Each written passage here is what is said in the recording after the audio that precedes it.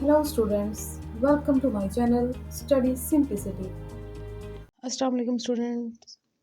आज हम next topic start करने जा रहे हैं जो कि है स्पाइनल कॉर्ड के बारे में। इससे प्रीवियस में हमने पढ़ा था कि ह्यूमन का जो नर्वस सिस्टम है उसको टू पार्ट्स में डिवाइड किया गया है, central nervous system and peripheral nervous system. Central nervous system के अंदर हमारे पास दो ऑर्गन्स थे, ब्रेन और स्पाइनल कॉर्ड। ब्रेन की हम लोगों ने फर्दर डिवीजन्स के बारे में प्रीवियस वीडियोस में बात की कि ब्रेन के कौन कौन से पार्ट्स हैं और उनके क्या क्या फंक्शंस हैं। आज हम बात करेंगे स्पाइनल कॉर्ड की। तो स्पाइनल कॉर्ड क्या है?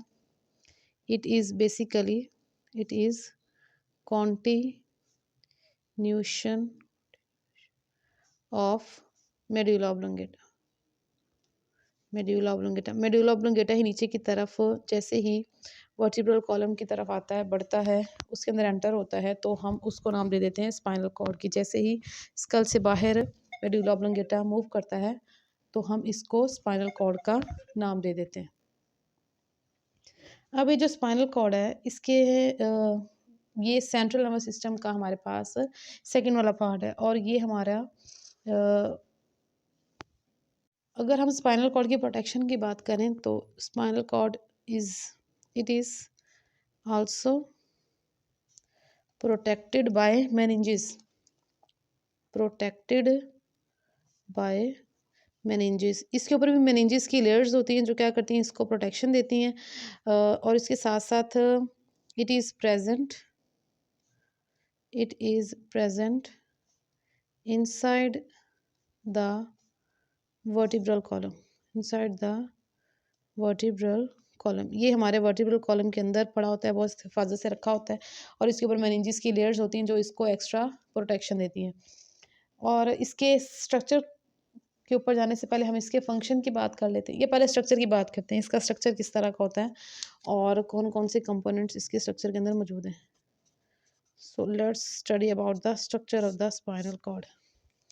स्पाइनल कॉर्ड की अगर स्ट्रक्चर की बात करें तो इसमें हमारे पास ग्रे मैटर भी होता है, वाइट मैटर भी होता है, दो तरह का रूट होता है, एक डॉर्सल रूट है, एक वेंट्रल रूट है। तो इस चीज़ को हम डायग्रामेटिकली जो है वो समझते हैं।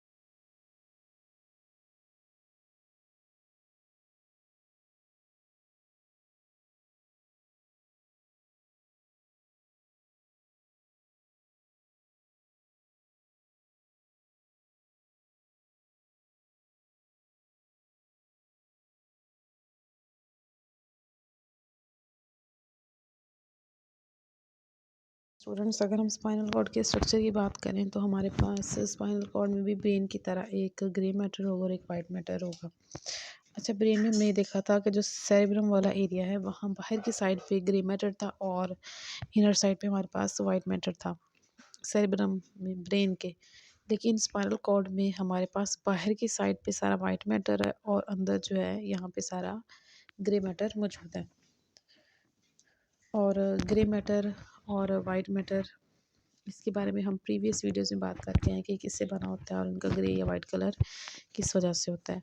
ओके, नेक्स्ट हमारे पास यहाँ पे दो तरह का रूट है, एक है डॉर्सल रूट और एक है वेंट्रल रूट। और दो तरह के न्यूरॉन है, एक है सेंसरी न्यूरॉन और एक है मोटर न्यूरॉन। अच्छा, डॉर्सल रूट वो रूट है जिसके ज़रिए इंफॉर्मेशन स्पाइनल कॉर्ड की तरफ आती है, ठीक है। और वेंट्रल रूट वो रूट है जिसके ज़रिए से मोटर कमांड स्पाइनल कॉर्ड से भेजी जाती है इफेक्टर के पास। यानी जो सेंसरी न्यूरॉन है हमेशा हमेशा डॉर्सल रूट वाले एरिया में होंगे और मोटर न्यूरॉन हमेशा वेंट्रल रूट वाले एरिया में होंगे, क्योंकि सेंसरी न्यूरॉन ने क्या करना है, इन्फॉर्मेशन को लेकर आना है, कैरियर ऑफ द इन्फॉर्मेशन है, ठीक है। और जो मोटर न्यूरॉन है इन्होंने हमेशा कमांड को लेकर जाना है कि किस तरह का रिस्पॉन्स इफेक्टर्स जो है वो शो करवाएंगे।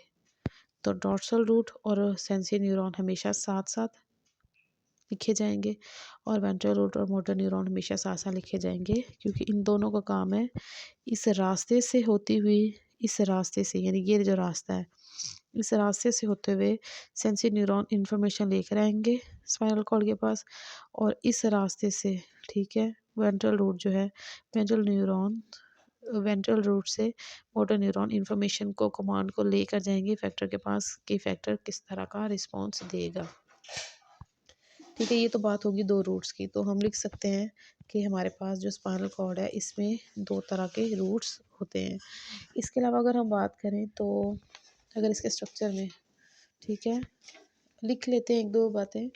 इसके स्ट्रक्चर में जो आउटर रीजन है, आउटर रीजन, आउटर रीजन किस चीज़ का बना होता है, वाइट मैटर का, ठीक है, और जो इनर रीजन है, इनर और बटरफ्लाई शेप जो रीजन है, इनर रीजन बना होता है ग्रे मैटर का। ठीक है, इसके अलावा यहाँ पे हमारे पास गैंग्लियन भी होते हैं। गैंग्लियन बेसिकली क्या है, ये भी हम प्रीवियस वीडियोस में इसकी बात कर चुके हैं। स्टार्ट वाले लेक्चर में इसके बारे में बताया था गैंग्लियन का, और फिर नर्व का, और साथ न्यूक्लियस और ट्रैक्ट का, कि गैंग्लियन क्या होते हैं, गैंग्लियन बेसिकली इनका फंक्शन क्या होता है। ठीक है, इसके अलावा अगर हम स्पाइनल कॉर्ड की बात करें तो इसके नेक्स्ट जो चीज़ हमें याद रखनी है वो है, अच्छा ये तो इसका स्ट्रक्चर होगा ना, आउटर रीजन, इनर रीजन। इसमें रूट्स कौन से हैं और कितनी तरह के रूट्स हैं इसके, इसके दो तरह के रूट्स हैं जी। एक को हम कहते हैं डॉर्सल रूट,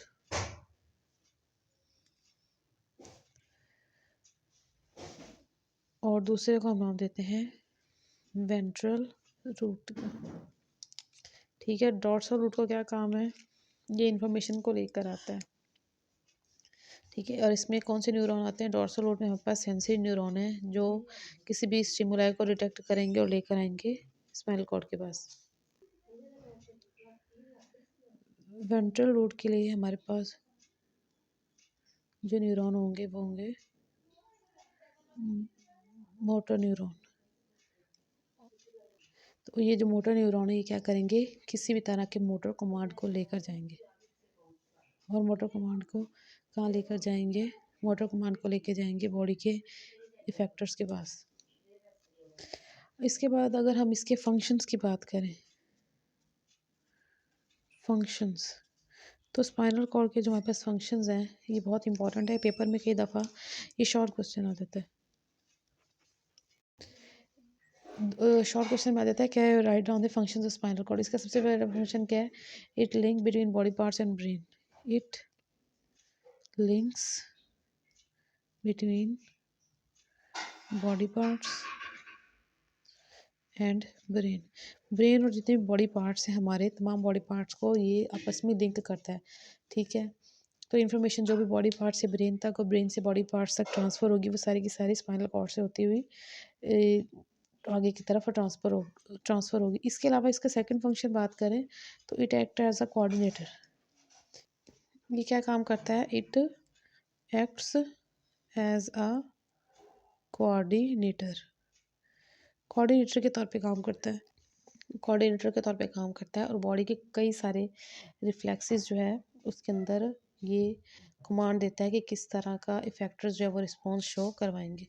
तो यहाँ तक इसके फंक्शंस होंगे। ये फंक्शंस और इसके जो रूट्स हैं ना, दोनों रूट्स के डॉर्सल रूट और वेंट्रल रूट में क्या डिफरेंस है, ये पेपर में शॉर्ट क्वेश्चन आ जाता है। तो डॉर्सल रूट हमेशा मैसेज को लेकर आएगा, इन्फॉर्मेशन को लेकर आएगा स्पाइनल कॉर्ड के पास, और वेंट्रल रूट हमेशा जो भी कमांड है उसको लेकर जाएगा स्पाइनल कॉर्ड से किसके पास, इफेक्टर के पास। तो ये यहाँ तक इसके रूट्स और फंक्शन जो है।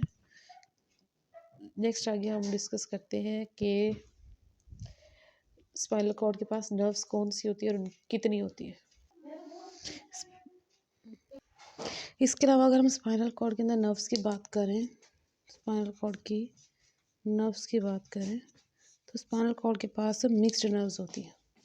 कैसे नर्व्स होती हैं, मिक्स्ड नर्व्स। अब मिक्स्ड नर्व्स कैसी होती हैं, मिक्स्ड नर्व्स ऐसी नर्व्स होती हैं, अब नर्व्स हमने पढ़ा था, नर्व्स क्या होती हैं, नर्व्स होती हैं बंडल्स ऑफ एक्सॉन्स, एक्सॉन्स के बंडल्स को हम नर्व्स का नाम देते हैं। ठीक है, और स्पाइनल नर्व्स मिक्स्ड नर्व्स होती हैं, यानी इसके पास सेंसरी एंड मोटर, दोनों तरह के जो न्यूरॉन हैं उनके एक्सॉन्स होते हैं। सेंसरी एंड मोटर न्यूरॉन्स के एक्सॉन्स होते हैं। इसलिए यहाँ पे हमारे पास जो नर्व्स होती हैं वो होती हैं मिक्स्ड। और इनके कितने पेयर्स होते हैं? 31 pairs of spinal nerves. Spinal nerves के हमारे पास 31 पेयर्स होते हैं। ठीक है। इसके अलावा और ये नर्व्स क्या कहती हैं, किसी भी तरह की मिक्स्ड नर्व्स जो है मैसेज को लेकर आती हैं और फिर आगे जो भी मोटर कमांड होता है उसको इफेक्टर तक आगे ट्रांसफ़र करती हैं। होप सो यहाँ तक आपको वीडियो इन्फॉर्मेटिव लगा है तो इसको लाइक करें, शेयर करें और चैनल को सब्सक्राइब करें। जज़ाकल्लाह।